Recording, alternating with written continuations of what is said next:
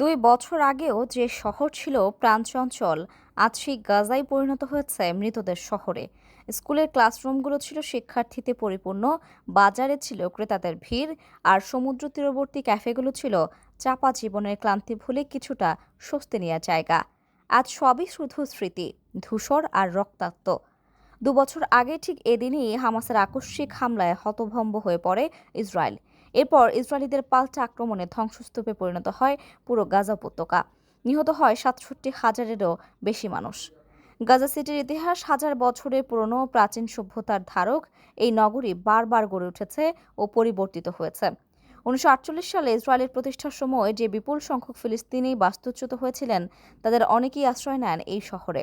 শহরটিতে শত শত প্রাচীন ঐতিহাসিক স্থান রয়েছে, যা এর অতীতকে ধারণ করে। এই কারণেই ২০০৭ সালে গাজার নিয়ন্ত্রণ নেওয়ার পর ফিলিস্তিনি স্বাধীনতাকামী সংগঠন হামাস গাজা সিটিকে তাদের প্রত্যক্ষ প্রশাসনিক রাজধানী হিসেবে গড়ে তোলে।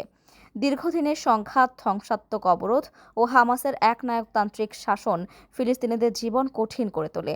তবে কাতার সহ মধ্যপ্রাচ্যের কিছু দেশের সরকারের সহায়তা এবং জাতিসংঘের ত্রাণ কাঠামো গাজার মানুষের মধ্যে কিছুটা স্থিতিশীলতা বজায় রাখতে সক্ষম হয়েছিল। বিশেষজ্ঞদের মতে, জাতিসংঘে গাজা যুদ্ধবিরতির প্রস্তাবে মার্কিন ভেটো ব্যবহারের ঘটনা পশ্চিমা দ্বিচারিতাকে পুরো বিশ্বের সামনে স্পষ্ট করে তুলেছে। অপরদিকে শক্তিশালী হচ্ছে গ্লোবাল সাউথের মতো শক্তি বলয়। ক্রমেই এক মেরু থেকে বহু মেরু ভিত্তিক হচ্ছে বিশ্ব রাজনীতি।